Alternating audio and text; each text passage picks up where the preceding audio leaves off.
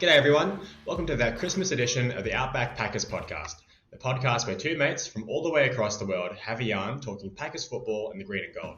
I'm Nick Gregory with my co-host Joe Pearson, today joined by special guest of Packer Day, Open Book of Game on Wisconsin, and Packer Report fame, Jen Mackie. How are you, Jen? I'm good. Thanks for having me on. It's definitely a different dynamic here. You're all the way in Australia and then you got Joe here in Iowa. That's pretty cool. You don't see that a whole lot. Like I thought it was hard for me to work with my co-host in like a couple hour difference in time zone, but you guys are literally like across the world from each other. Yeah, it It definitely can makes be interesting sometimes. Yeah, it's and like, I think also because like the age gap between me and Joe, we get like quite a lot of funny conversation as well. See, he's calling me old again, and I don't feel well. I do feel old, but I'm not really old. Yeah, Although I did tell him I could have been his dad at one point.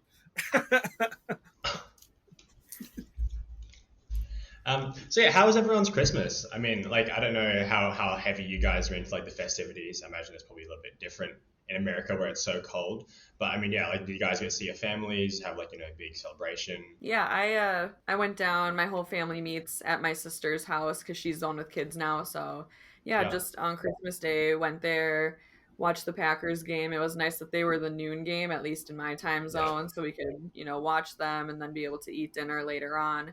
And it was nice that they won, so it's like made the rest of the day a little nicer. But yeah, just kind of did that. We did our little gift exchanges, had food, all that good stuff, played games. So yeah, overall good day. We're able to travel okay. I know weather's been kind of sketchy up here, but we were all able to make it to and from our destination safely, which was also huge for us. Nice. We were just saying, or I was just saying, I'm not old, but I'm getting to that point where there's no kids anymore. So and I basically have to work on holidays. So I, did a little few things with my pup. My mom and my dad did a little gift exchange, got to watch the game, and got to watch my dog try to steal all the toys in the house because she doesn't like to share. And then I went to work, and that was pretty much my holiday. Yeah, But right. I know you guys do things a little bit different down in Australia, where you've got Christmas Day, and then do you guys do the Boxing Day afterwards, or is that just the British? No, yeah, we do. I mean, is Boxing Day not an American thing as well? Is that No, real? no. Oh, okay. To Wow. be honest, I have no idea what Boxing Day really is. I don't know, Wow. Jen. Okay. Do you know anything about it? I've never even heard of it, so this is all Really? new to me. That's so funny. I never knew it wasn't a thing because I thought it was an American thing. I mean, yeah, I think for us, like Christmas is like like 3-day affair. You have basically everyone gets Christmas Eve, Christmas Day, and then Boxing Day off at the very least. And I mean, yeah, again, because Christmas is always in the summer here. Like, and usually it's like we've had really bad weather this year. In our state, in Australia, we literally didn't get spring at all. It was just like an extended winter. And now that it's like hot again, no matter what, Christmas Day is always like really hot. And I think like this year it was like 30 degrees, which is like something like 70 for you guys. Which coming out of winter directly, it's like quite hot, and it was nice. Like for me, like kind of like Jen, my brother has like his own kids now, and so we got like 3 little kids, and trying to corral them and like make their lunch and stuff at the same time was like a bit of a bit of an adventure. But no, it's nice. It's nice to see everyone because all the family members live kind of far away from each other. So, are you going to tell us what Boxing Day is? Oh, well, I mean, I think it's just one of those things that you kind of just get told it's a holiday and you're just like, cool, no worries. Boxing Day to me, I heard that it's a day that like they used to box in like England, and it was like it became like an event because every year there would be like a big boxing match scheduled on that day. I could totally be speaking out of my ass right now. That's just what I've heard. Hey, I'll go with it. Boxing Day here would be, if that's the case, Boxing Day here is like once every month when the big pay-per-view is. Yeah, I don't get into that stuff, so I would just take the day off, but I wouldn't celebrate properly. Like, boxing used to be such like a bigger deal than it is now, and especially in the past like 10-ish years, boxing is quite different now. But I think back then it could have been like quite a big deal, and because I don't know if you guys heard like Manny Pacquiao is like a very famous like Filipino boxer. Used to be always not every year, but like when there was like games on Boxing Day when he would play, it was like everyone from all like the Filipino families and stuff would also gather together and would watch him. on Boxing Day sometimes, but and that's about the extent of my sentimental connection with Boxing Day besides a day off. Well, hey, whatever. No, we don't get it here. I suppose if we have any people from Great Britain or anybody else that knows what Boxing Day is, they can sure message us and tell us, because I have no clue. Probably sort me out, yeah. Before we move on to the actual real football part of this segment, I just got to ask, what was the food highlight of your Christmas holiday?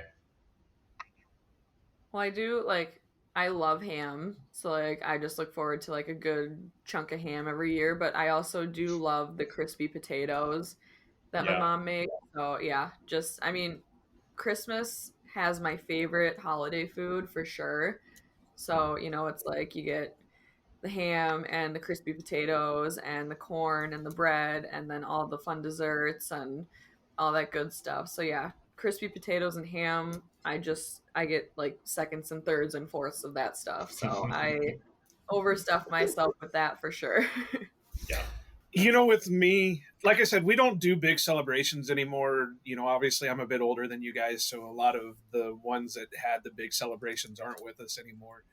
So we don't have the big feast now. Yesterday, there's kind of a tiff between what me and my dad like and what my mom wants. My mom wants the turkey and the stuffing, like Thanksgiving food, and me and dad we'll eat turkey, but we're not huge on it. So mom bought her a little turkey breast that she made with stuffing, and then me and dad had deer meat.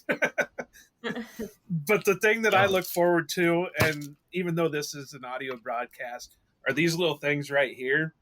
I have no idea what the hell they call them, but it's a recipe my grandma had, and so we make it every year. But it's kind of like a Rice Krispie treat, but instead of marshmallow cream, it's made with almond bark.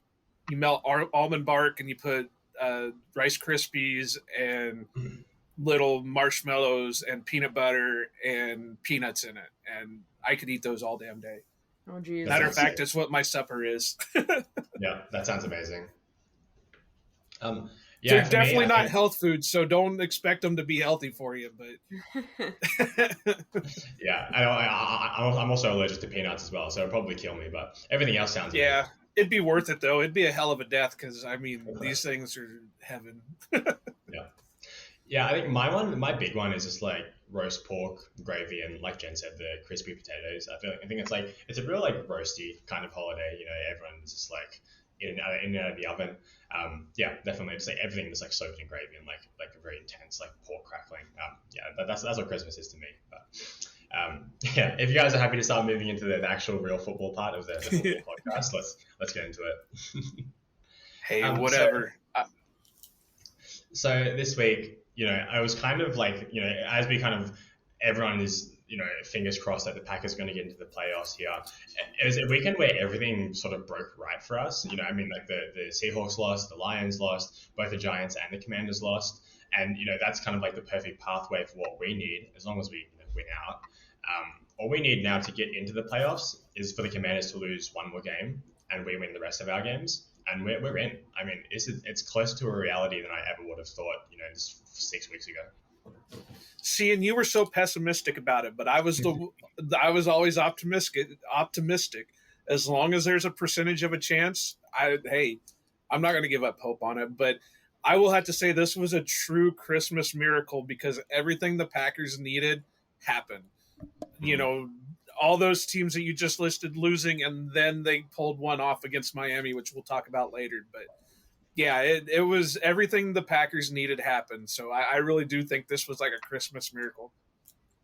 Yeah, for sure. I definitely, every podcast has to have the pessimist or the realist and then the overly optimistic. I'm definitely in the overly optimistic camp, where I'm the same way. It's if you give me any chance, I'm going to ride it as far as I can. So yeah, I have been it's hard to say I'm confident, but it's I still believe.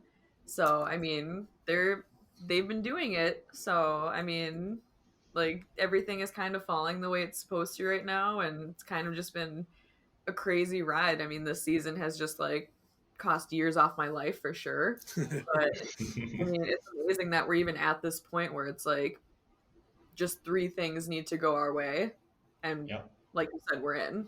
So, And I think even if isn't there also a scenario that even if the Packers were to lose one of the next 2 games, there's still even a small chance that they can still sneak in that way too? Yeah, well, like if like it's so us getting into the 7th seed was either taking the Giants or the Commanders spot, and they both lost games this weekend as well. But if we drop one more, and then those two, either of those two lose out, and also the Lions don't overtake us as well in wins, then we can still get in. But that's a little bit less likely. It's less likely, but it's still a chance. But what's We'll really see. weird is when we began the podcast, Nick was the one that was optimistic about stuff, and I was being kind of pessimistic. And then as we go through the rest of the season, it's kind of flip flop. Yeah. Yeah, and I think like we'll talk about this later, but I think this next kind of game next week is really going to be our Super Bowl. I hate to say it, especially against the Vikings, but this is kind of really where it is for this team. It's what's going to define our team. If we get into the playoffs, kind of if we're just going to be straight bounced out in the first round. Which I mean, if we end up matched up against San Francisco, it might happen anyway. But I think this is really a good opportunity next week for them to show what they've got, and we'll talk about it later. But I'm really excited for this next game. Well, I think you could say that about the next 2 games because I mean you can't look at Detroit as an easy win anymore. They're really coming on and playing strong. So the next 2 weeks are going to be the indicator. Now, obviously, you got to take a week by week. So yeah, Minnesota would be the first one up, but this is definitely not going to be a gimme. But it's going to be a hell of a run. Have they decided what the Detroit game's going to be? Have they set a time and date for it yet? Oh, if they have, I'm not sure. I don't know if they have. I guess I forgot that they never really. Yeah, it's been TBA for a long time now. Mm. So, well, we'll figure it out when it comes. But yeah, it'd be really really fun last 2 games to watch. I think it's kind of like can't miss football as a Packers fan. It's still listed as TBD on the website, so Right. I'm sure it'll depend on how they fare against the Vikings this week. Yeah. Yeah. How do you guys feel about Elton Jenkins getting extended? I mean, I was actually really really surprised when I woke up to that news the other day. Okay, I got to take a minute here because I have to say that the one thing that I kept saying for the longest time was I had a feeling Elton wasn't going to be back. And they re-signed him, so I guess I gotta, feast on a little bit of crow. But, it leaves continuity there. I know a lot of people are trying to say, well, because they're bringing Elton back, that means Bakhtiari's gone next year. But they're also not looking at the hits. And I think over the cap has it where if they cut or let waive Bakhtiari next year, the dead money is like 21 million and the cap saving is only like 5 million. So it's not fiscally responsible to let him go next year with virtually no savings. Now the following year, I think the cap hit, the dead money drops to like 11 million and the savings bumps up to like 10 or 15 million. So then it would make a little bit more sense. But I think we're locked in next year where it's going to be Bach at left. It's going to be Elton at left guard, Myers at center, Runyon at right guard, and the big question mark now is who's going to take that right tackle spot. Is it going to be Zach Tom? Are they going to bring Yash back? Mm-hmm. So yes, I will feast on crow that I said Elton wasn't going to be here next year. See, and I love Elton Jenkins, so I am super happy that he's coming back. I just love the versatile linemen for sure, like guys who you can plug in anywhere and they're going to play at an elite level. So, I mean, he's filled in at center, he's filled in at guards, he's filled in at tackles. Like, he can do virtually anything you ask him to do, and knowing that you have him for 4 more years is going to be huge for this line, especially, it helps with the run game. We don't really know in the next 4 years what the quarterback situation is going to look like, but having someone like him protecting is going to help a lot. And you kind of mentioned David Bakhtiari in that mix, and yeah, I don't see any reason why that would impact Bakhtiari except for money wise. But if it doesn't, I'm not a money person. I don't pay any attention to like any of that cap stuff. So that's not my expertise area. But I mean, David Bakhtiari, when he's playing, he's having a really just rough, unfortunate, unlucky year with his health and everything. But when he's in, he's playing at David Bakhtiari level. So if you can have both him and Elton on that left side and then Myers at center, you're locked in on that side. And then I personally, I love Yash. So I would love for him to be able to continue to work that right side. And I think that it's just been such a carousel of the offensive line this year with like all the health stuff. And I mean, it's just kind of the way that it goes sometimes. But I mean, there's a lot of solid pieces, and locking in Elton Jenkins for those 4 years is going to be huge going into the future, especially because there's so many uncertainties on this offense. But having somebody who kind of will be able to protect and create holes and all that stuff for your running backs and your quarterback for the future, I think it's going to be huge. Mm. Yeah, I think because in Green Bay, the way they traditionally draft O line is kind of like a guy like a Zach Tom or a Dave Bakhtiari, a guy who's maybe a little bit leaner for an O lineman. And I think Jenkins is really the only guy that we have who is like one of those big, like mauling, super strong guys who can, and the fact that he can still fit in at either tackle position, I think is a testament to his versatility and his skill. I think there's that report, was it 2 years ago, where they felt that the Packers felt that Elton Jenkins might even be the best O-line in all of football. It's really great for the organization, and as a team that kind of their free agent acquisitions often are just re-signing guys who they've drafted. It's a no-brainer, and I'm happy to see him back. Yeah, well, don't get me wrong. I'm not saying I'm not happy for him to be back. I didn't think that it made that with, and I know I sound bad with this, but he was a little bit older than what their normal draft picks were. So his age, I figured, was going to factor in there on top of the money that he was probably going to be looking for, because I think what they said that he's now the second highest paid guard in the league. So I just didn't think with all the cap, what do you want to call them, cap gymnastics that they're going to have to pull off in the next couple of years, that he was going to be able to fit in. But now that he is, I'm happy about it. And you guys both had good points that, he can fit almost anywhere. That right tackle position seemed to bog him down a little bit, but he was injured, to be fair, and he looked rough at left guard when he first came back as well. So I'm not going to say he is a good right tackle, but maybe it's kind of like, it's really hard to tell with this sample size. Right, you got to give that, but I also wonder if going forward, I know Josh Myers was a second round pick, and they look at the fans look at him as the center of the future, but with all the picks that they've been selecting for the middle of the offensive line, you wonder if maybe he's going to get pushed out by the emergence of Zach Tom, or maybe Elton slides over and Zach takes the left guard spot or something, because and I still remember this, and I wonder if I think one of the other people that we talked to said they remembered it too, that when the draft pick was announced, they actually announced him as a center from Wake Forest. And a lot of people have said that he was going to be a all-pro center in the league. So, I'm not wanting to push anybody out, but when you've got the emergence of Zach Tom, you got to figure out where he's going to fit in on that offensive line, because you're not going to let him ride the pine for, the next 4 years. Mm-hmm. And I think there's no doubt that Zach Tom next year will probably be one of the best 5 O linemen. So I think it's definitely value in getting him on the field and in a permanent position. But there's a topic I want to bring up, and it's not necessarily Packers. It is, but it's not Packer related.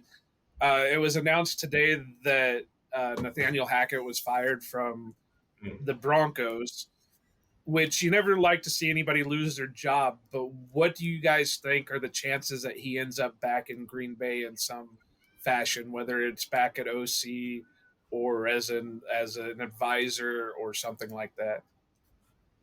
Yeah, I mean, I think the people in Green Bay, the fans, everybody loves him, and I think, I think he maybe left 1 year too soon to go be a head coach, but he also went to an organization that just kind of turned into a dumpster fire. I mean, he goes in there and you think that you're going to have a really good quarterback, and then, obviously Wilson just isn't what you thought it was going to be. And that organization, it's just, he got kind of mixed in with a dumpster fire, and that's hard. And, head coach takes a lot of that heat. So you can't really cut your like multi-million dollar quarterback. So he kind of took the heat on that one. But I know people in Green Bay love him, and the whole gold zone thing, and he did a lot of really good things for this organization. So I think there's a lot of people who are immediately like willing to bring him back with open arms, at least what I'm seeing from the fans. Now from the organization, who knows? I mean, I know a lot of people are saying like, oh, you should bring him back as a consultant, but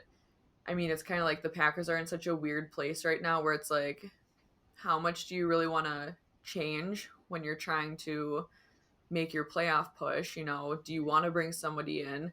And then is that going to make a more positive impact? Like, not saying he would make a negative impact, but just, change that late in the season when you're trying to make that playoff push. Is it going to do anything? I know, I'm sorry if you can hear my cats in the background. They're very opinionated about the Packers. This would be about the time that I would be yelling meow. They're passionate. They're passionate. Opinionated. But yeah, I mean, I would have no problem seeing him come back. It's just kind of, are they gonna say, we've parted ways, and we've kind of moved on from that? But at the same time, it's like, I don't know. I never know. Every time I think I know what this organization is going to do, I'm completely wrong. So I know just from fan perspective and a lot of, big media personnel, they all are saying, bring him back as a consultant on the offense. And I mean, maybe it would just be like the positive push that they need, or you could be risking, okay, we have 2 games left and we're trying to make a playoff push. Do we want to bring somebody else into that room and see what happens? So it'll definitely be really interesting to see how it plays out. I'm sure Hackett, going from an organization who like refuses to fire people when they're not doing their job well, to being cut early from his job in Denver, very different. So, I mean, it definitely would be cool to see him come back. I think that, there's obviously some things that we probably miss from his coaching. So I think it would definitely, help more than it would hurt them to bring him back. Yeah, I agree with like a lot of that. I mean, Hackett is the guy that I followed from since like Jacksonville days 2017. In the season where you can make Blake Bortles a AFC Championship contending quarterback, I mean, he definitely knows how to do something, right?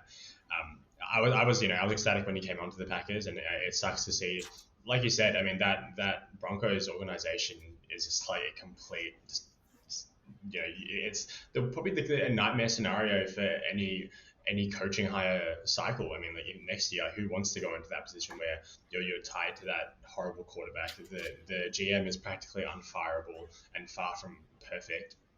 The roster still has so many holes and questions. I mean, it was a hard hand he was dealt, and as the organization, I guess someone has to take blame for it, and they literally can't afford for it to be Russ. So it sucks that it had to be Hackett. I mean, look, I'm at the point where if he comes back as an advisor, I would be very happy as a consultant, but I'm not like clamoring for him to come back to Green Bay. I think he's probably looking to move on to somewhere else. I think maybe next year if he could get a job somewhere like New England, I think would be a really, really interesting kind of fit for him if he want to go back to an OC job. But yeah, I know it sucks for him, and I hope he finds success in the future. Yeah, Russ. I saw something that Russ's cap hit for next year, if they were to cut him, would be like $107 million. Yeah, it's arguably going to go down as the worst trade of all time, and that's like saying something. But I think LaFleur also came out and they asked him about it, and he was, obviously, well, it sucks getting fired and all that stuff. And then when they asked him if they were going to bring him back, he wouldn't answer. So, not saying there's anything there, but I don't think it would hurt to bring somebody in to, maybe give a little bit of a boost. Now, like Jen said, maybe not in the middle of a playoff run, but maybe next year or whatever. So I don't know. It all depends on what Nathaniel Hackett wants to do. Does he want to try for another head coaching gig? Does he want to go back to being an OC? There's definitely going to be plenty of openings for head coaching jobs next year. So it'll be interesting to see. But I would love to see him back just because I think it would help out the offense. I mean, let's face it, the offense has been pretty stagnant for the most part this year. They're still winning some games and they're still in other games, but it doesn't look the same as it has the last couple of years. And that could be just because of injuries and all that other stuff. But I don't think the fire is there as it was before. I mean, it kind of like the dynamic changed. I mean, last year you could see all the fun that they were having on the offense and like the whole gold zone thing, and just like he brought kind of more personality to the coaching side of the offense. So who knows if, just a simple loss of coaches. I mean, they lost multiple coaches. So maybe just something as small as that kind of changed dynamic, and maybe bringing him back helps with it. So, who really knows? But yeah, I don't think there's anybody who is, against Hackett coming back that I've seen at least. I mean, how many coaches or coordinators say yeet right in the middle of a press conference? So yeah, I'm happy to start getting into this Dolphin game if you guys are. Let's go for it. I think this was just like, what a what an immense showing for this team. For as much as me and Joe clamor on all season about how this team, lacking, any kind of mental fortitude, and everyone talks about how they skimper down in the face of adversity, blah blah blah blah. It was so amazing to see them, come back at halftime. They were behind and shut out the Dolphins in the second half. They win by 6 points. Even with injuries to key players, and even going into this game missing guys like Rashawn Gary, etc. One of the best offenses in the league they were facing, and what a tremendous showing for the Packers. I was absolutely terrified going into this game simply because of Tyreek Hill and the way that our DBs have been playing. I was like, there's just no way. Like, I was like, it's gonna have to be the offense all day because I just don't see this defense doing what they need to do. And there were definitely times where like they showed me I was right, unfortunately, but they also had 4 turnovers, I believe, the 3 interceptions and the fumble recovery. So that they came up huge in those moments. So I think just, earlier in the season, we were struggling to win the turnover battle. And now showing later in the season, the turnover battle is huge in these moments, especially taking it away from such an explosive offense. And I mean, Waddle was like, he was starting to get hot and it was starting to get scary. And obviously we have the PTSD from Mostert and what he did with the 49ers in that playoff run. So, I mean, there was just a lot of pieces that made me super nervous. And Tua, when he's been healthy this season, has been playing really well. So I was like, the offense is just going to have to put up like 50 points because I don't see this defense making the stops that they need to.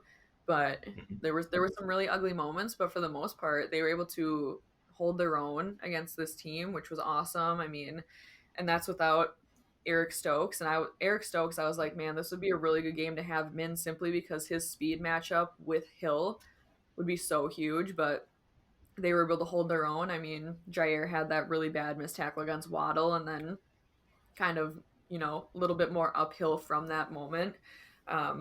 But I mean, there was just so many things that they were able to kind of overcome. And it was kind of weird afterwards from the game, and I'm getting notifications about like how stellar the defense was. And it's like, we haven't really seen that a lot this year, if at all. So I think that was huge. And then it just helps your offense. Your offense is putting up points and your defense is able to make stops. And when both sides are in sync, like we haven't seen that a whole lot where it's like the offense is playing really good and the defense is bad, or the defense is good and the offense is bad. But I think this was kind of one of those more complete games. And yeah, I mean, they came out with 6 points up on them, but I mean, it felt like they were more in control in this game than they have been in most of the games this season. Well, I'm going to put forth a question to you two, because I saw something mentioned about it today and I saw the clip and it kind of makes sense. But Tua was put back into the concussion protocol for this week. Yeah. and somebody brought it up on Twitter. The sack before halftime, it looked like his head bounced off the turf, The one where he and like then was running forward and kind of got wrapped up by the ankles, and Yeah, I I think it think was it was yeah, wide tackle. okay. Yeah. yeah, and then they come out in the second half, and he looks pretty much like dog crap, and the defense looked good. So, do you guys think the defense stepped up? Or do you think maybe at that point Tua was suffering some concussion effects and that led more to making the defense look more successful than it was? Yeah, I think it's It's it's something. possible. Yeah, I think it's something that's been on my mind ever since like that thing came up this morning. For me, my morning.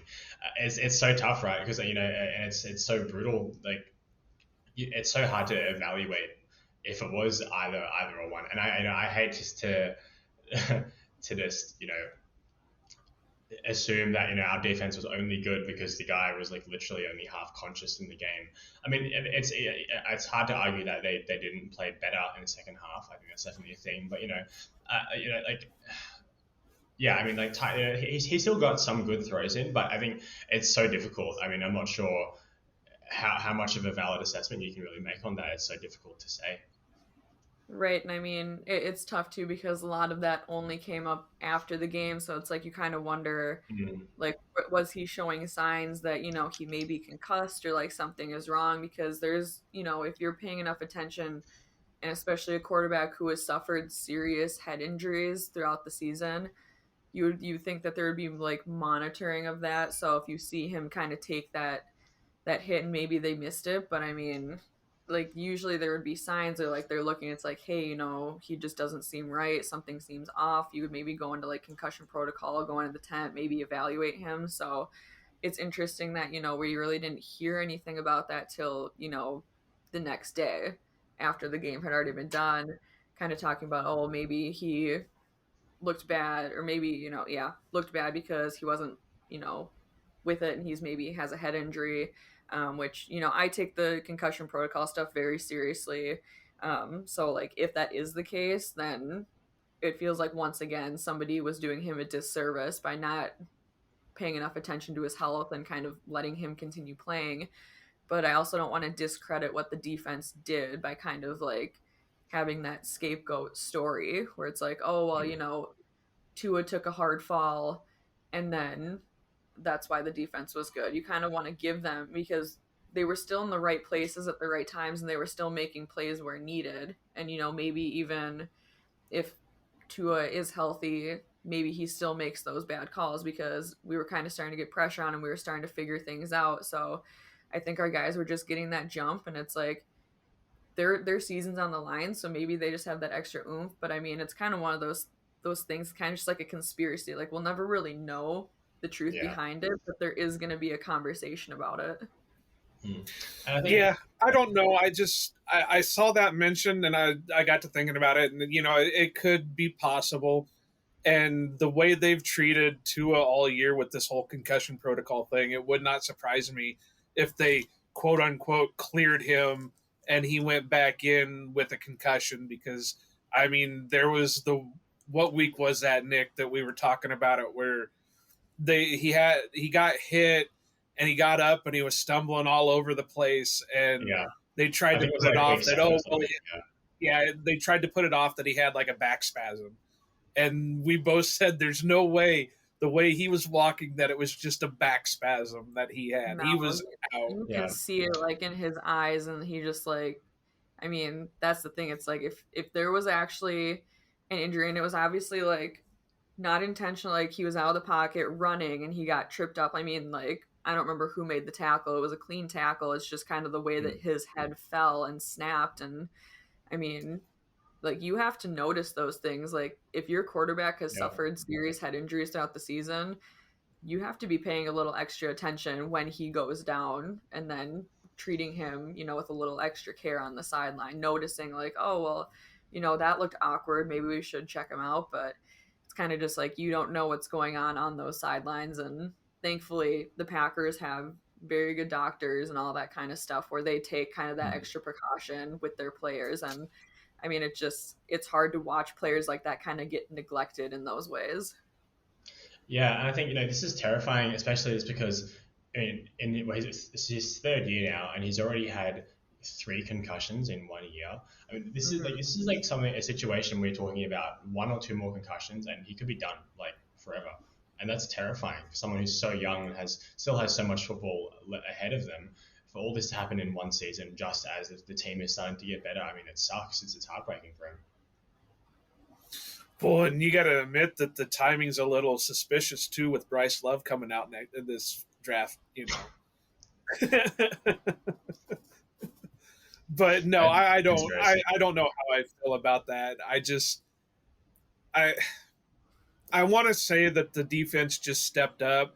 I do remember reading that which player, or was it LaFleur, said it, that Jerry Gray pretty much bitched out the secondary, saying you need to stop making these stupid ass mistakes and start playing like you should be.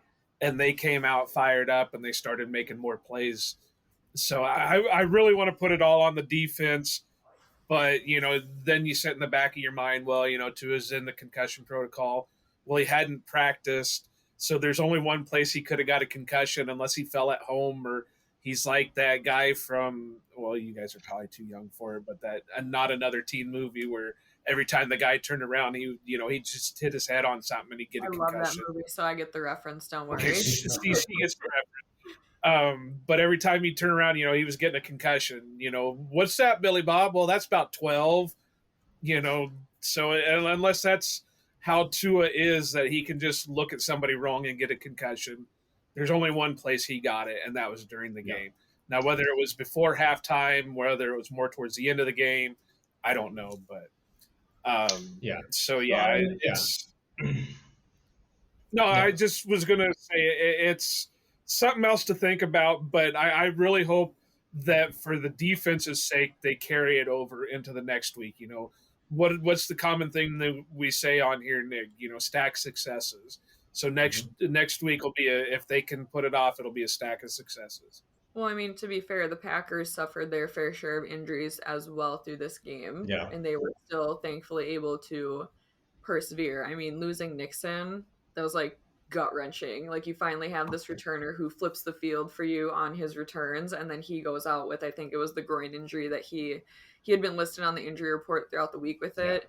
But it's like, that's huge. All of a sudden you look and it's like, oh, you got Dobbs back there and Cobb back there, and it's like, all of a sudden now you're playing around with it again, and you thought you had this like surefire returner. So hopefully he comes back, because especially against Minnesota, that's going to be huge to have him back in. But I mean, that was like hard to see. And then obviously Yash going down is just like the injuries that were occurring, and like luckily they were able to overcome those things, and hopefully they're able to either guys get healthy for next week, because I mean they're going to need as many healthy bodies as they can against Minnesota, but at least they were able to kind of overcome the injuries against Miami.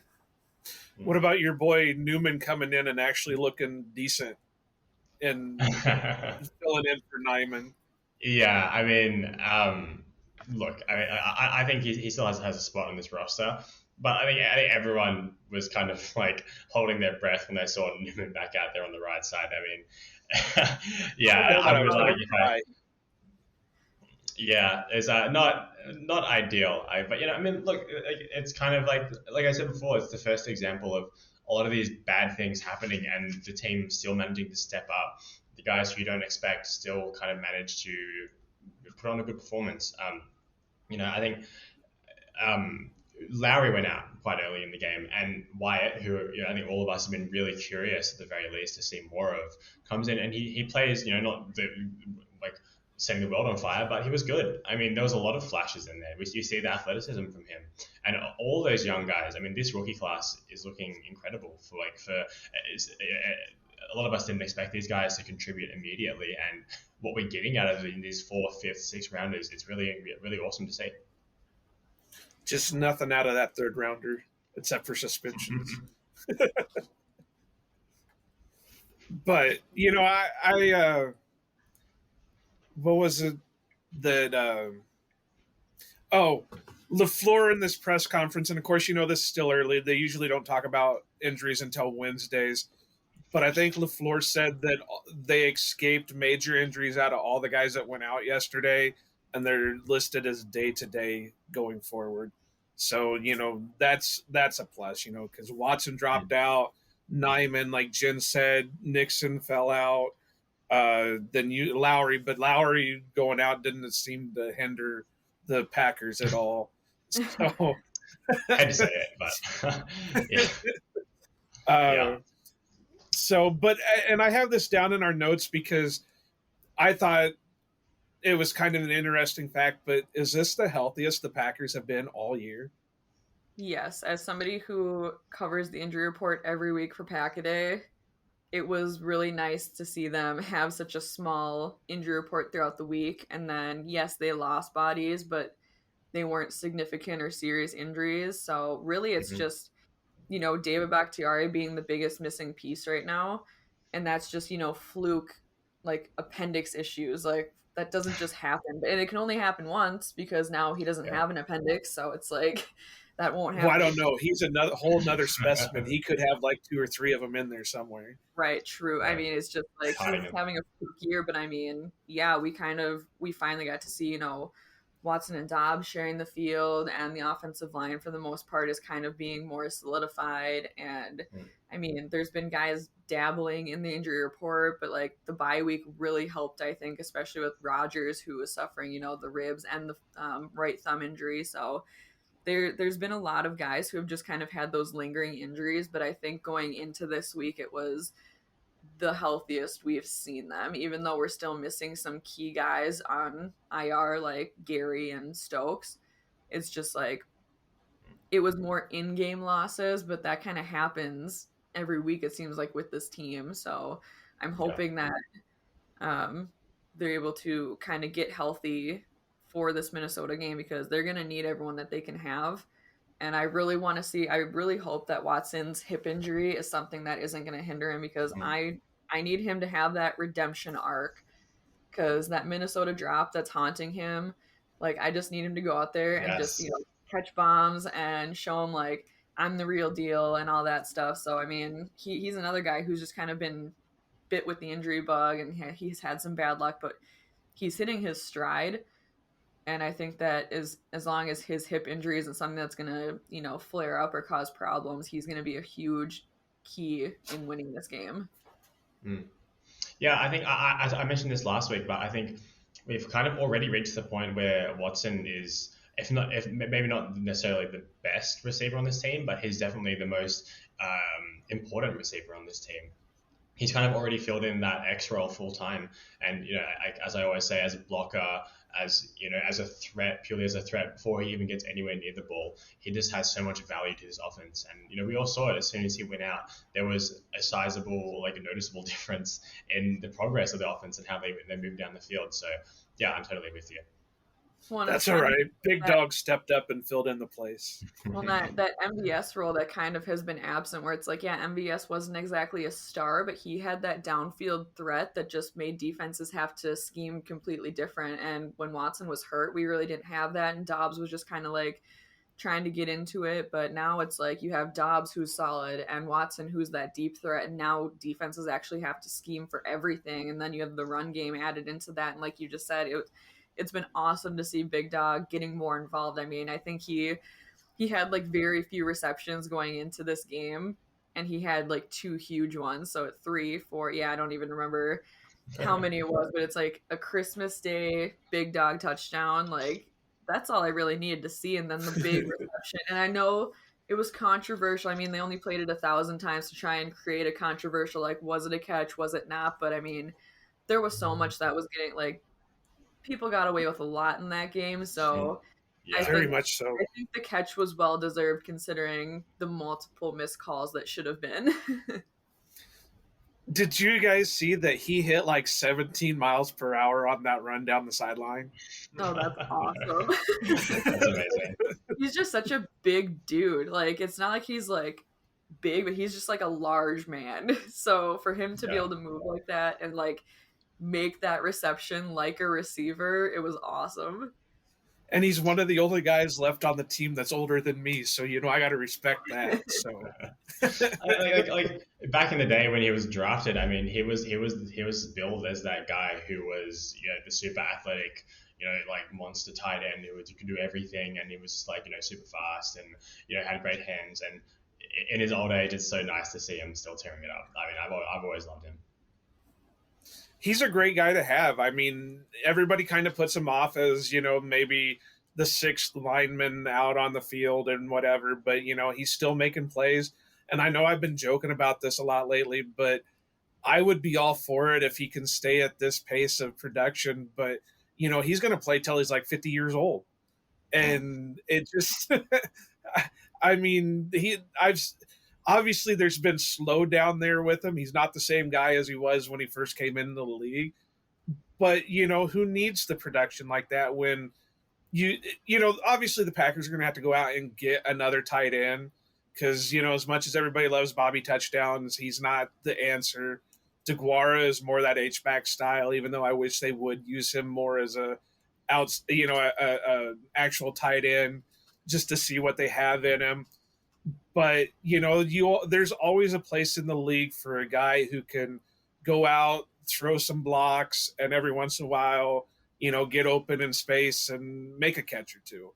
And as long as he's willing to do it, I honestly think he wants to go for like the age record.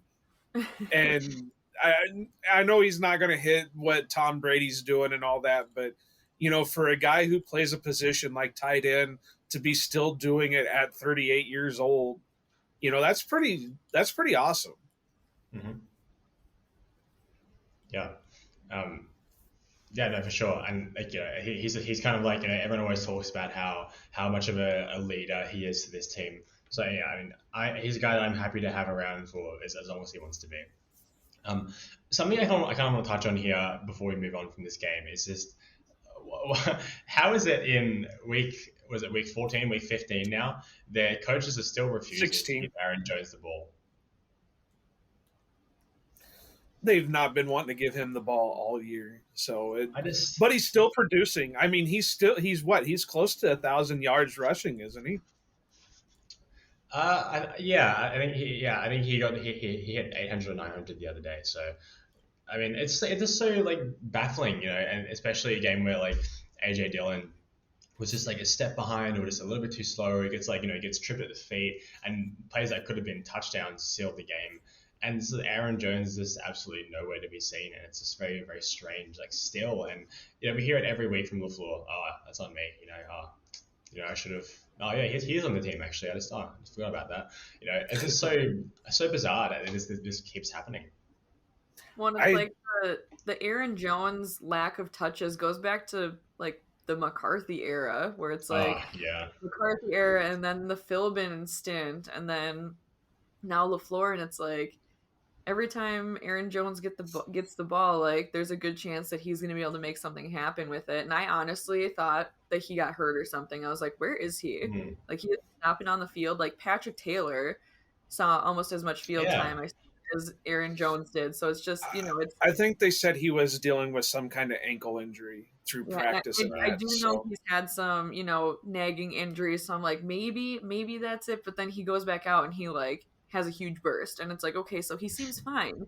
So it's a really interesting concept. And like you said, LaFleur is always like, well, that's on me. And it's like, I feel like, you can kind of script exactly what Matt LaFleur is going to say when you ask him a question these days. But, I mean, it's frustrating, but at the same time, it's like, is it because he's hurt? Is it just because, is it more of an AJ Dillon day, or like what's going on? But I mean, Aaron Jones, like when he was getting the ball, he was producing really, really well. And I think that the offense just as a whole was kind of working together, and it was, everything was working really well for them. But I mean, Aaron Jones also, he doesn't just need to be used as that running back. He's also been a good receiver for this team. So just being able to utilize him for all the tools that he has, I think like you have to go into Minnesota using Aaron Jones. There isn't like, if you want to win that game, you use Aaron Jones for sure. So 100%. I hope that they kind of, maybe they rested him a little bit more this week so he can be more prepared for next week. But I mean, it's just, I mean, not just because I'm a Aaron Jones fantasy owner either, but it's like he gets more touches. Well, how about that? Speaking of, how about that catch by Patrick Taylor, though? I I was mean, surprised by it. that was huge. I mean, I all of a sudden you're like, who is that running down there? I think, what is he wearing, like 27? And I was like, well, Yeah. that's not Jones or Dillon. I was like, oh my gosh, that's Patrick Taylor. And like I just said, it was like everybody on the offense pulled their weight, and it's like when everybody steps up and does their job, that's when you're able to find success. So if you're out there throwing to Patrick Taylor and he's catching it, it's like everybody's doing their job, and that's what makes it more successful. And that's why you can put together these, long drives and then eventually get scores on them. Because I mean, the Packers offense, they were holding the ball for a long time, and it was really good to see. So yeah, even just guys like Patrick Taylor coming in and making big plays, and it's huge when everybody can step up and do their job. Good things happen. Nothing against Patrick Taylor or anything, but I got to say he's kind of hurting me because he's leaving. He's not giving my boy Tyler Goodson any time. So, with him still on the roster, Goodson can't be up. So, one of these days, they're going to have to feed Goodson. Well, Patrick Taylor's been like bouncing all over the place, practice squad, not even on the practice squad, active roster. He's just like, I mean, he's got to be exhausted, like keeping up with where he is with this team. Well, and he's been on the roster. Well, I mean, he's been with the Packers for the last 3 seasons, hasn't he? So it's been that way for 3 seasons now, where it's okay. 1 minute I'm up, next minute I'm not. 1 minute I'm up, next minute I'm not. So yeah, I get what you're saying on that, but I got to rep that University of Iowa stuff. So. Yeah. Well, I mean, if you guys are happy to move on to this preview of the Vikings game, I'm happy to as well. I do just think that, like, I'm very, very happy that the Packers got the win against the Dolphins, but I have yet to forgive whoever decided that fake punt was a good idea. I can't believe it didn't, yeah. I still am just like baffled by it. Like, whoever thought that was a good idea? I want to have a conversation, because there's no way how did everybody else in the world know that was a bad idea except for our coaching staff? I mean, and then there you go. No, I was mind-boggling. Like, it happened, and I was like, did I really just see what I saw? And I mean, at that point, the defense was kind of struggling, and it's like, you basically just gave them at least 3 points. So the fact that they only got 3 points was still amazing, but like, in a game that it's going to be close, why? Like, try that like down the field, maybe on your side, like just not on your one, like not on the 20, where like, and they read it right away. It's just, I just still like, the game was awesome, but it's like, that's just that thing that I'm like, I still can't believe that happened. I think they got cocky.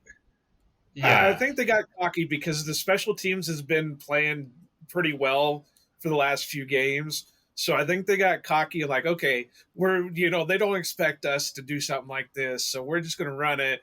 And I think, who was it? Was it Bisaccia or was it LaFleur said something like, we needed to give those guys something to check out with. Once they saw that they were prepping for us to do the fake, they needed to be able to check out into something else.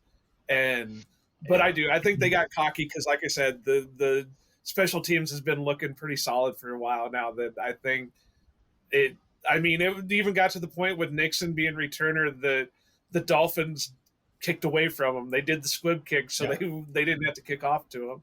So I think it was one of those things that they were just hoping that nobody would expect that out of the Packers special teams. But I agree, it was stupid. I just found it so funny. Like after that happened in the game, and it was just such like a ridiculously bad fake punt. They were like, special teams has become a real strength for us. I was like, maybe at a different time you could have said that. I mean, but I can't argue with like Nixon is like officially this week he became the best like statistically number 1 punt kick returner in the NFL. He leads in yards per game and yards per attempt, I think, and I think total yards in general returning. So next week we verse the Vikings, a bit of like a revenge game at Lambeau Field. I think ever since we kind of got that brutal beatdown in week 1, I think everyone's really been itching to kind of see this team once again. And, I don't know if you guys saw that stat that every single one of the Minnesota games that they've won has been decided by one score, except for one. So like this is a team that's gone this and so incredibly lucky in one score games, and they continue to just have this kind of Cinderella season, everything just going right for them no matter what. The greatest comeback of all time, and it's just like you really as a Packers fan just want to see us just really give it to them, really kind of put them back in their place. Where are you guys at with this? Well, I don't know, Jen. You want to go first since they're your favorite team? Yeah, well, I grew up in Minnesota, so it's like I understand the Packers Bears is like the biggest rivalry, but for me, it's like I take these Vikings weeks so personally, and I've had to just listen to Vikings fans all season about like, oh, like we won again and your team sucks and all this stuff, and it's like, yeah, I kind of know that my team sucks. I'm like, I watch the games and I know that things aren't going well, but like I feel like they also don't realize like the Vikings are very beatable. And like you said, they're just kind of, they have those moments and it's like, honestly, if you didn't have Justin Jefferson, like your season would be completely different. He is their game 100%. changer. And honestly, like it's just I want so bad to just like take all their hope away and just be like, look, yeah, you're having a great season, you're gonna go to the playoffs, but like we are gonna get our redemption for that first week, and like you're gonna meet the new Christian Watson, and everything's like you're gonna come to our house, and unfortunately it's not gonna be as cold as I would like it to be for a Lambeau game on January 1st, but I think it's gonna be like 35 40 degrees, so wish it was colder, but I just there's I'm so sick of the Vikings fans. I just need something to rub in their face, and I want to be able to go back to work and like work with my students and be like, yep, well, new year, welcome back to the old ways, and just kind of, reset the cycle of them losing, us winning. And it's been a long season because they've had a lot to talk about and we haven't. So for just like very personal reasons, I need this win, but also like to be able to keep our playoff hopes alive, we also need the win. So I'm actually going to be at this game. Very excited for it. I've never been to Packers Vikings games, so it's going to be a lot of fun. I'm sure that I'm going to be just at my wit's end. I doubt that it's going to be like a cakewalk game, and I'm probably going to be super stressed. But yeah, these weeks are extra personal for me, and I need this win for many, many reasons. What's the jersey you're going with? Well, I'm very superstitious, so I've been wearing the same attire since we've been on a win streak. So it'll be Randall Cobb. Yep. So Randall Cobb will get the jersey, at Lambeau, and hopefully he brings some good luck there as he's brought it, here on my couch. Have you been to many? Yeah, I try and make it to at least one game every year. So I've been to a couple Packers Bears games. I saw the playoff game against Seattle and the wild card game against the Giants. So I've been to some pretty fun games, and I'm hoping that this one is just as sweet. Yeah, I'm more optimistic about this game than I was about the Dolphins game because it will be at Lambeau. And, I know the Packers have lost at Lambeau before, but there's always that, they call it home field advantage for a reason. And, as long as the crowd can get into it, I know LaFleur said that he wants the crowd to be so loud that nobody can hear anything on the field. So, as long as the crowd can stay in it, as long as some of these guys can stay healthy, it's a completely different team than what they had in week one. So the matchup, and yeah, that friggin' horseshoe that they've got shoved so far up their butts that I can't believe it. I mean, it's not surprising that they came back from such a deficit against a crappy team like the Colts. It was just more shocking that they were in that big of a deficit than it was them coming back. They're all like, "Oh, we've got the biggest comeback of the year, like in ever in the NFL," and I'm like, "Well, you also shouldn't have gone down 30-some points on Saturday." Like Jeff Saturday is the coach, and they didn't have Jonathan Taylor. I was like, "That's really sad," and like they want, like I just don't give them the kudos that they're looking for. And I can't. Well, there's no reason to because it was, the Colts aren't like they used to be.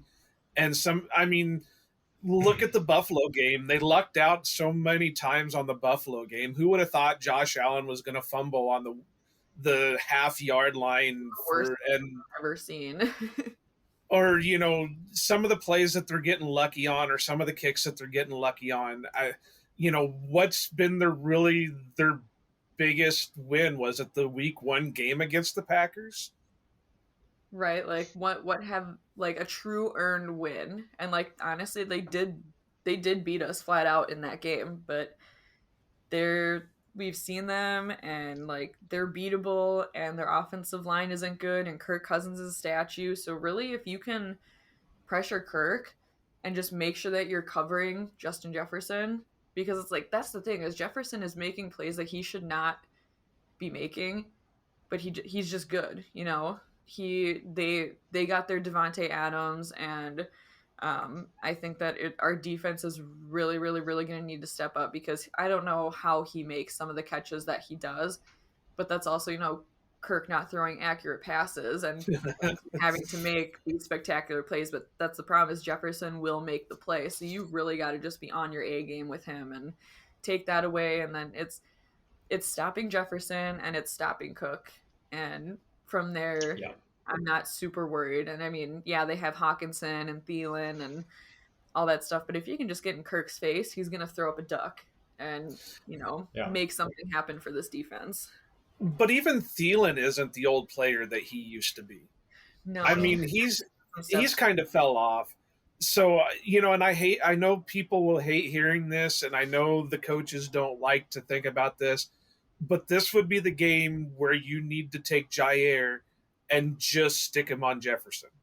Yeah. You would hope between Nixon and Rasul that they'd be able to handle Thielen. Quay and Devondre should be able to handle Hawkinson, and they have another tight end over there that has been getting some playing time. I just can't think of his name. But, this needs to be the game that they stick Jair purely on Justin Jefferson. Then if, Jair shuts him down, I hope he, goes off with his mouth. I mean, did you guys see after the Dolphins game him talking about the interception he had? Hilarious. It sounded like a 10-year-old trying to explain, this amazing play he made in a flag football game or something, just how excited he was about it. So, I mean, on the Nickelodeon broadcast. So this does need to be the game that happens. I don't care what they said earlier on in the year. I don't care anything about that.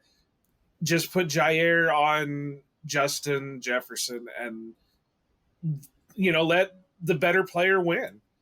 Yeah. If Jair loses flat out to Jefferson, then it is what it is. But or if he wins some, if Jefferson wins some, it doesn't matter. But you gotta figure out something. I'm sick of the defense where it's they're always kind of staying there, wait for the play to be made, and then they go make the tackle. It's no, shadow him, follow him, don't leave him, because if he gets any break, that's all Kirk is going to be looking for.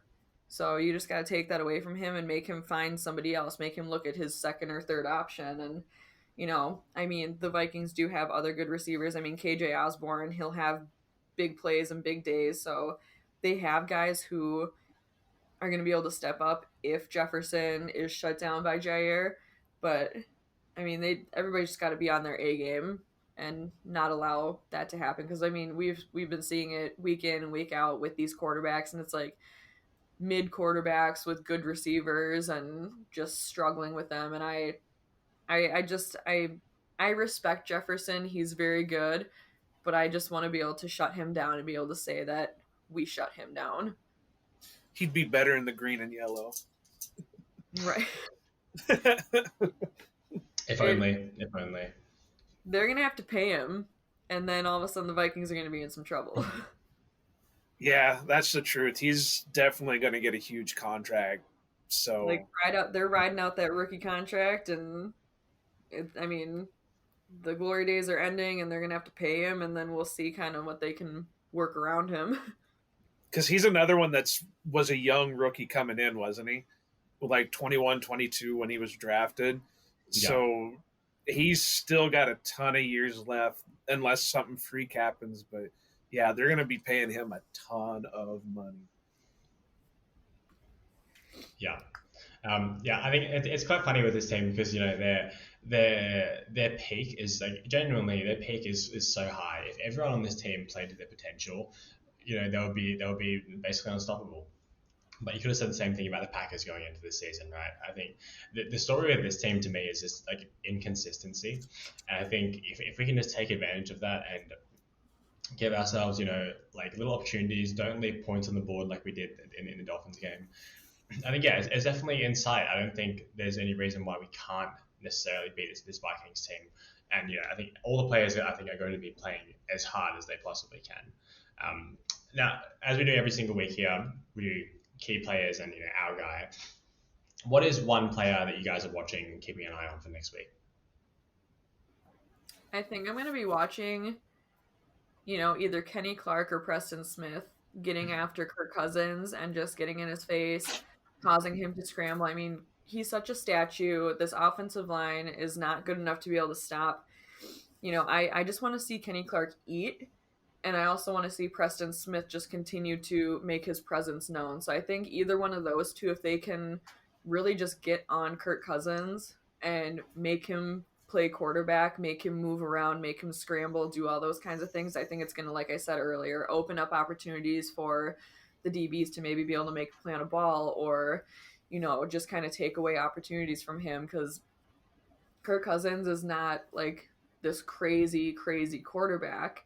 So if you can create that pressure, and I feel like I've said this about multiple quarterbacks throughout the season, where it's just like if you can just get that pressure, it's going to create it's going to make it so much easier on the rest of the game flow. So I want to just see.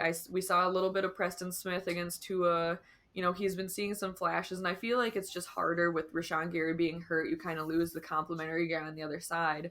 But I just, I want to see either one of those two be able to just continuously get after Kirk Cousins and, make him move, make him scramble, and then maybe push him into another player who can finish off the play. Mm-hmm. I think I'm going to go with Razul, but it's dependent on whether they do what I just said about putting Jair on Justin Jefferson. Because obviously, if they do have him shadow Jefferson all game, then it's going to come down to the other DBs to make the necessary plays against, like Jen said, KJ Osborne or Adam Thielen or, any of those other guys that they put out there that's going to be Kirk's, second, third, fourth options and whatever. So I'm going to, and, Razul's really picked it up the last few games. I mean, he had the game sealing interception against the Dolphins this past week. So he seems to really have come into his own, and he played well against Jalen Waddle and Tyreek. I know he had a couple of pass breakups that came at key spots. So I really want to see how he handles it, especially if they do put Jair on Justin the whole game. Yeah. For me, my guy is kind of the opposite. It's either whoever plays that right tackle spot is basically who I'm looking at, whether that is Zach Tom or Josh Nijman, sorry. I'm not sure exactly where the health status of Z is this week, but I know he's been kind of injured in and out. I think if Z plays and if we have Bach back and whatever, I think that right tackle spot is going to be where they're going to look to kind of abuse and try to manipulate. And, we already know if Z is back, he's going to be, at his absolute pettiest, just turn everything on just to spite the Packers. And, if that right tackle spot does not hold up, that could be the game for us. That's it. Like between him and Daniil Hunter, they're both very, very good edge rushers. And I think I'm very wary of that kind of taking over the game because both those players do have the capability to ruin a game. So that's the spot that I'll be watching this game. Makes sense. Yep. Yeah, and I mean, you look at their I mean, Zadarius obviously has that, vengeance with the Packers, so he's going to be trying to get to Rodgers as much as he can. I mean, he made his Pro Bowl and all that stuff, so I mean, he's got that bitter taste for the Packers right now, and I think you just got to be able to shut him down because he really got to him week 1, and I don't want to Yeah, see a replay of that again. yeah, yeah. Um, as we do every week as well, do you want to get into these over-unders, Joe? Sure.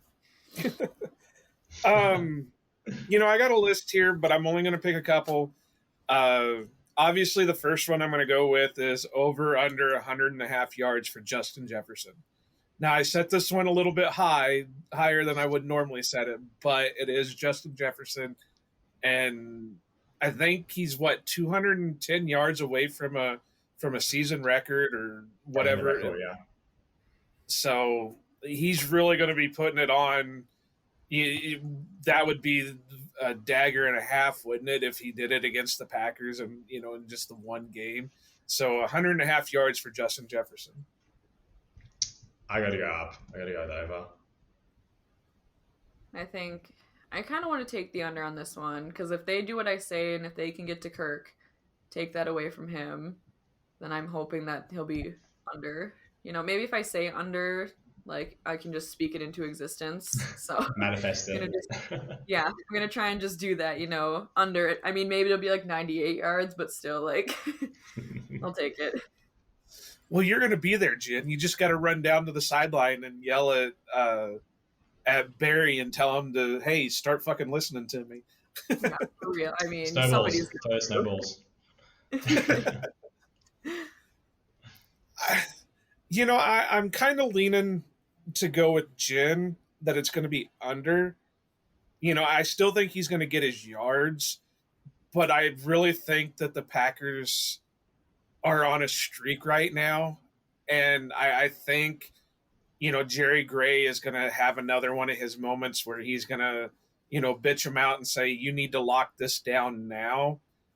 And I think they really want to step up and at home and not let the Vikings do what they did week 1. So my hope is that they can lock him down. So I think it'll be 90, 95 yards, but I'm going to go under and he's not going to get over the 100. It might even be 100 on the dot, but I don't think he's going to get over. Yeah. The next one I'm going to do is kind of a fun one just because I love this guy, but 1.5 catches for the big dog, Mercedes Lewis. Oh. Give me the over. My heart says over. I hope it's over. He's just kind of becoming that player where it's like, you know what? Like, you can cover all of our guys, but Big Dog's still going to find a way for us. So I'm hoping to see him. I feel like the tight ends just haven't been as involved in the last few weeks that we've been watching. So I think, Big Dog's hitting his stride, his late season drive. He's going to help us with this postseason run. And yeah, give me like 3 catches for Big Dog in this game. I need, I personally need to see a Big Dog catch. So, I just want to be there at Lambeau Field when everybody just starts barking because he catches a pass. And they've started using that, because everyone knows, he's just a blocking guy and never really catches the ball. The Packers are very aware of that, and they've started to actually use that to their advantage. I mean, was it, I think 2 or 3 weeks ago, there's that play where all the receivers all move kind of to the right side of the field in an end zone, and then Big Dog is just by himself. There's no one within 5 yards of him. Catches the ball, no worries. It's just the fact that they can take advantage of his not catching the ball to get him the ball. It's just so hilarious, and he continues to be someone who has great hands. So yeah, well, he's just such a massive dude too that it's hard to cover him if that pass is accurate. Mm-hmm. I've been trying to think, has Big Dog had a Lambeau leap since he's been with the Packers? Ooh, surely he's had to have at least one. Because I can't think of one.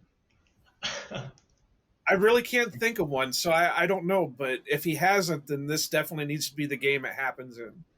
I So I'm agree. going to call it. It's going to happen. We're going to get a big dog lead. Are We're you not even going to call it a over Lambeau leap. We're under? going to call it a.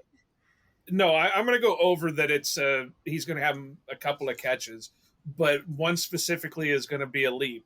And like I said, it's not going to be called the Lambeau leap. It's going to be the big dog leap. Love it. Yes, we need that for sure. The last one I'm going to go with. I'm going to go with this one because they kind of were on a roll with them against the Dolphins. I'm going to go 3.5 fourth down conversions. Under. I mean, yeah. They were doing well against the Dolphins, but like I hope that they don't need to take that many fourth down opportunities, so I'm going to go with the under on that one. Yeah, look, I'm kind of the pessimist in me is saying that they're just going to get shut down on fourth down, and the optimist side of me is saying exactly like Jen said, they're just not going to make it to fourth down because they're going to convert it every third down every time. No worries. So let's hope for under. I'm just going to go over then, just because I think we're going to have.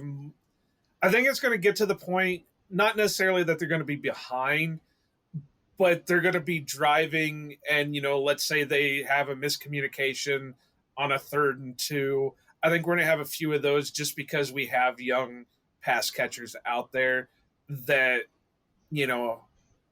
I do think there's going to be a few of them. But since both of you went under, I'm going to go the over with it because I am like that. Gotta mix it up. It's no fun when we all agree. It's very true.